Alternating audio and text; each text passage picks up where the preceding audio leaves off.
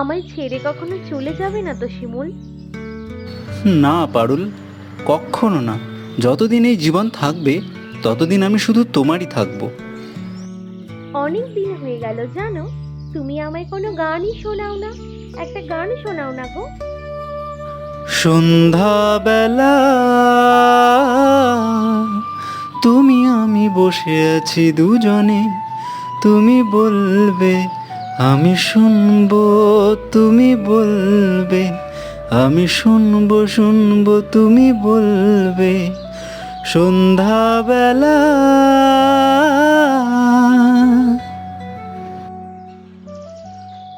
আপনারা এখন যাদের দেখতে পাচ্ছেন তারা হলো শিমুল ও পারুল। এরা হলো একে অপরের পরিপূরক। যেখানে শিমুল ওইখানেই পারুল, আবার যেখানে পারুল সেখানেই শিমুল। একেবারে 7 জন্মের অমর সঙ্গী।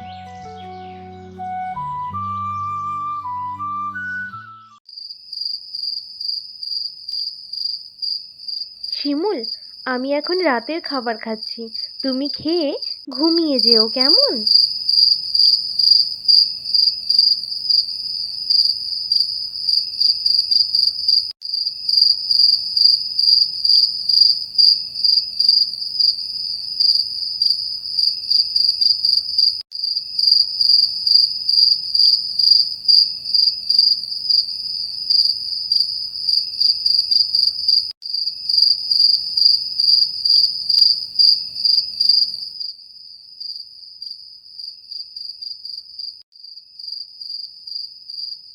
হ্যাঁ পারুল, আমিও রাতের খাবার খাচ্ছি।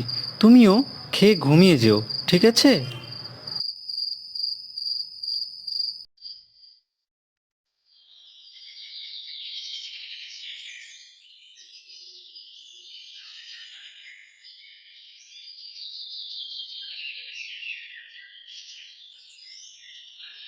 সুভাষ চন্দ্র বোস ছিলেন ভারতের স্বাধীনতা সংগ্রামের একজন মহান নেতা। প্রারম্ভিক জীবন: জন্ম 23 জানুয়ারি 1897। ছেলেটা ছেলেটা আমাদের দিন রাত এক করে পড়াশোনা করে। ভগবান, তুমি ওকে ওর খাটনির ফল দিও। দেশের সেবার জন্য চাকরি ছেড়ে দেন। তুমি ঠিক ভারতের বলেছো। স্বাধীনতা আন্দোলনে ভগবান, তুমি ইন্ডিয়ান যেন ন্যাশনাল ওকে কংগ্রেসের বিশ্বাস সঙ্গে করো যুক্ত না। ছিলেন। ছেলেটা 1939 সালে আমার কংগ্রেসের বড্ড ভালো। সভাপতি হন। মহাত্মা গান্ধীর সঙ্গে মতবিরোধ ছিল। অহিংসা বনাম সশস্ত্র সংগ্রাম। আজাদ হিন্দ ফৌজ: তিনি Indian arm forces Azad Hind Fauj গঠন করেন। ওয়ার্ল্ড ওয়ার 2 এর সময় জাপানের সাহায্যে ব্রিটিশদের বিরুদ্ধে লড়াই করেন। তার বিখ্যাত স্লোগান ছিল, তুমি আমাকে রক্ত দাও, আমি তোমাকে স্বাধীনতা দেব।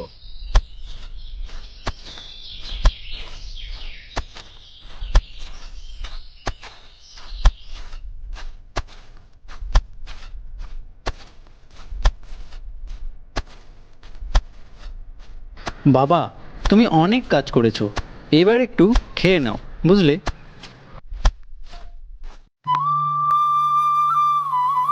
এ কি শিমুল, তুই তুই আবার জমিতে আসতে গেলি কেন রে বাবা? তোর না সামনে পরীক্ষা? মন দিয়ে পড়াশোনা করার বদলে তুই জমিতে আসতে গেলি কেন? বাবা, আমি তোমার জন্য খাবার এনেছি। তুমি আমায় মানুষ করার জন্য এত খাটাখাটনি করছো, আর আমি তোমার জন্য সামান্য এই ছোট্ট কাজটা করতে পারবো না, বলো? আমি জানি বাবু, আমি জানি আমাদের এই কষ্টের ফল তুই একদিন ঠিকই আমাদের দিবি।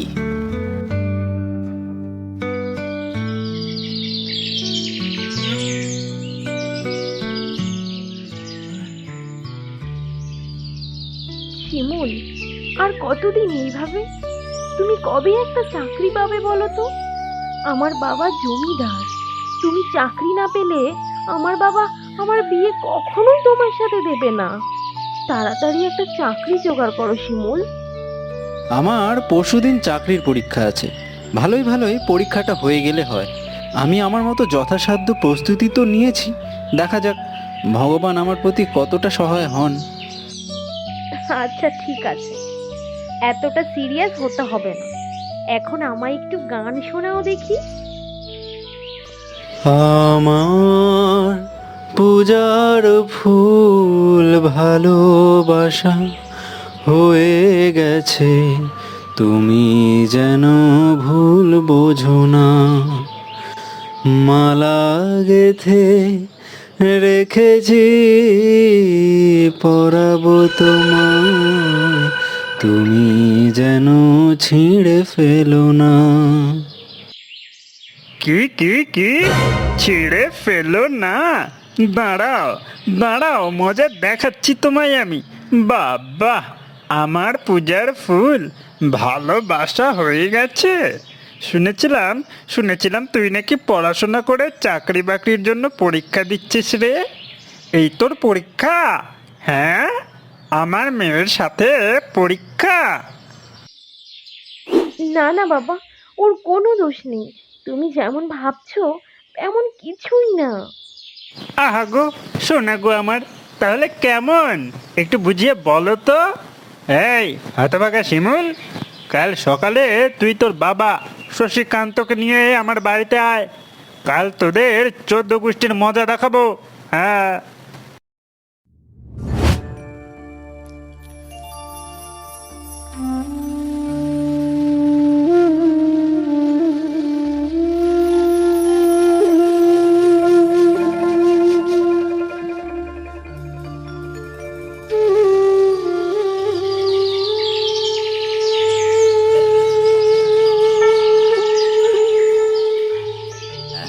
জমিদার মশাই, আমার শিমুলের অনেক বড় ভুল হয়ে গেছে।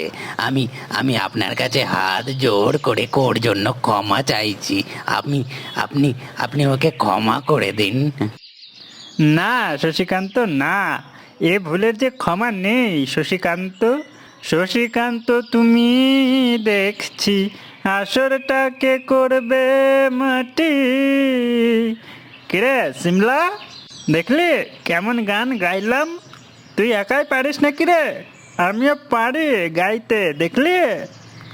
এই নিমাই, শশীকান্তের হিসাবের খাতাটা খুলতো, দেখ তো ওর কত টাকা ঋণ হয়ে আছে।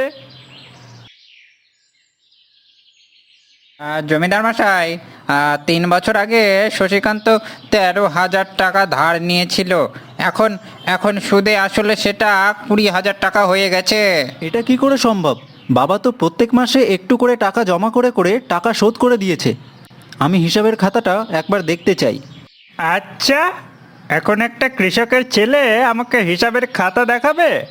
2 দিন পড়াশোনা করে নিজেকে নিউটন ভাবিস নাকি রে? হ্যাঁ শশীকান্ত, তোকে 2 দিনের সময় দিলাম, আমার টাকা আমায় ফেরত দে, তা না হলে তোর 2 বিঘা জমি আমি ছিনিয়ে নেব, বুঝলি? কিন্তু কিন্তু ওই 2 বিঘা জমি তো আমার সম্বল। জমি ছাড়া আমি আমি কি করে চলবো? আমি তো না খেয়ে মরবো জমিদার মশাই। কেন, ছেলেকে পড়িয়েছ কিসের জন্য? মেয়েদেরকে গান শোনানোর জন্য? ছেলেকে বলো চাকরি করে খাওয়াতে। শোন শশী, তোর ঋণ আমি মুকুব করতে পারি, তবে একটা শর্তে, আমার বাড়িতে তোকে চাকর হয়ে কাজ করতে হবে।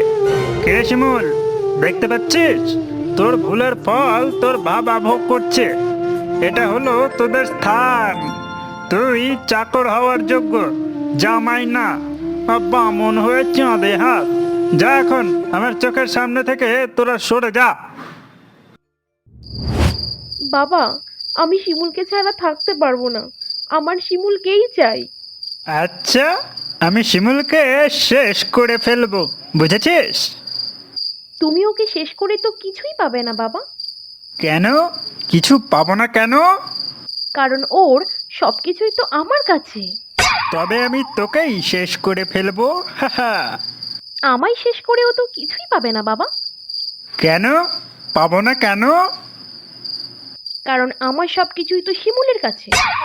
এই এই, এটা কি বললি তুই? এটা এটা এটা এটা এটা কি বললি তুই? হে ভগবান!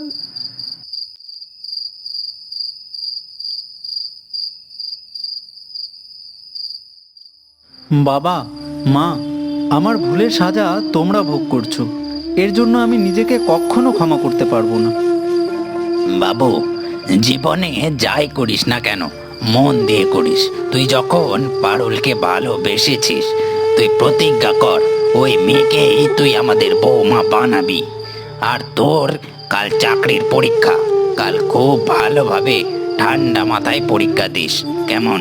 তুই একবার চাকরি পেয়ে গেলে আমাদের সব দুঃখ মোমের মতো গলে যাবে রে বাবু।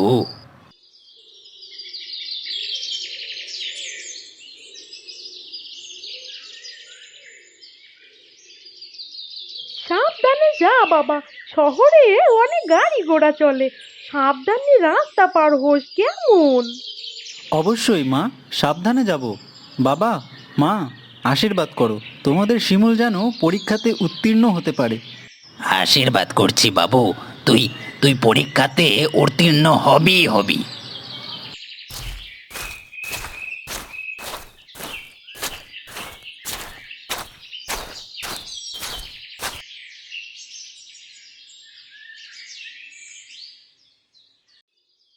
কিরে শশী, তোর ছেলে কোথায়? ওর তো আজকাল দেখাই পাওয়া যায় না রে। শহরে গিয়ে কি চাকরি বাকরি কিছু পেলো? জমিদার মশাই, পাড়ার কানাখুচুরিতে শোনা যাচ্ছে যে শিমুল শহরে গিয়ে ওর বাবা মাকে নাকি ভুলে গেছে।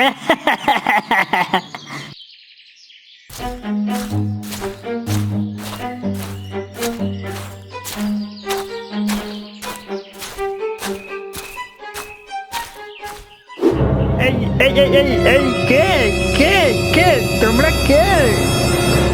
এ মদনা, আমার পোশাক দেখে চিনতে পারছো না আমাকে? আমি হলাম ডাকাত মঙ্গল সিনু। হি হা হা হা হা হা হা। কিন্তু কিন্তু কিন্তু প্রভু, তুমি আমার বাড়িতে কেন? চমচম খেতে এসেছি। মদনা, ডাকাতটা বাড়িতে কিসের জন্য আসে? তাড়াতাড়ি বের কর, যা যা আছে বের কর, তাড়াতাড়ি বলছি। দিয়ে দে যা যা আছে, না হলে তোর মেয়েকে তুলে নিয়ে যাবো। হত ছাড়া জমিদার।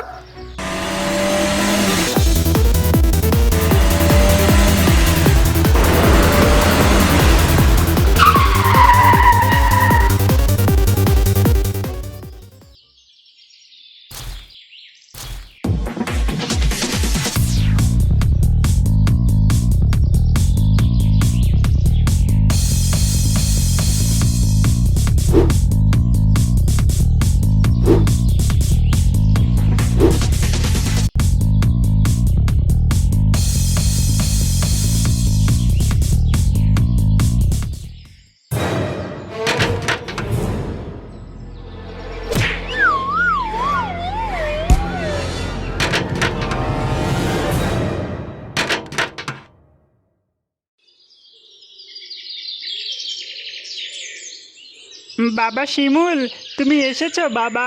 তুমি না এলে তো আমরা এক্ষুনি খিচুড়ি হয়ে যাচ্ছিলাম। শিমুল না, আইপিএস শিমুল বলুন। ধোকাবাজ জমিদার মশাই। বাবু, বাবু তুই এসেছিস বাবু, কিন্তু কিন্তু এতদিন কোথায় ছিলি বাবা? পরীক্ষায় পাশ করার পর আমার সিলেকশন হয়, আর তারপর আমি আইপিএসের ট্রেনিং নিতে চলে যাই বাবা। তাই আসতে একটু লেট হয়ে গেল। মিস্টার রয়, হাঁ করে দাঁড়িয়ে দেখছো কি? গ্রেফতার করো এই ডাকাতগুলোকে, আর সাথে এই ঠকবাজ জমিদারকে গ্রেফতার করতে ভুলো না যেন। আমার ভুল হয়ে গেছে বাবা, আমার ভুল হয়ে গেছে। আমি আর কাউকে ঠকাবো না, আমায় ক্ষমা করে দাও। শিমুল, আমায় ক্ষমা করে দাও। তুমি তো আমার বাড়ির জামাই, বলো, আমায় ক্ষমা করে দাও। ক্ষমা করব, তবে আমার কথা আপনাকে মানতে হবে। আজ পর্যন্ত আপনি যতজনকে ঠকিয়ে জমি দখল করেছেন, সে সব জমি আপনাকে পুনরায় ফেরত দিতে হবে। ঠিক আছে বাবা, ঠিক আছে, সে নিয়ে তুমি কোনো চিন্তা করো না। আর একটা কথা, আমি চাই তুমিই আমার মেয়েকে বিয়ে করো শিমুল।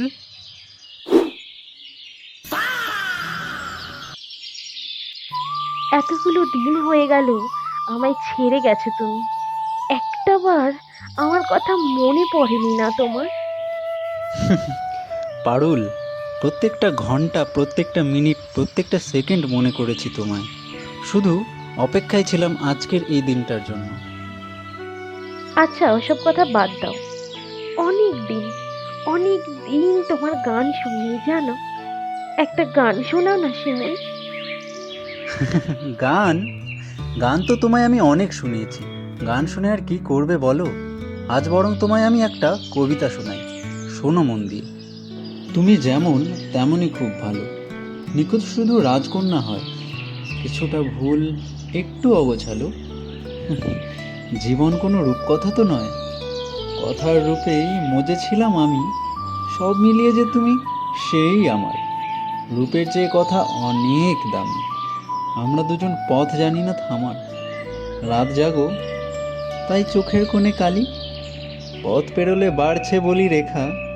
তুমি নিজের যত্ন নিও খালি, তুমি নিজের যত্ন নিও খালি।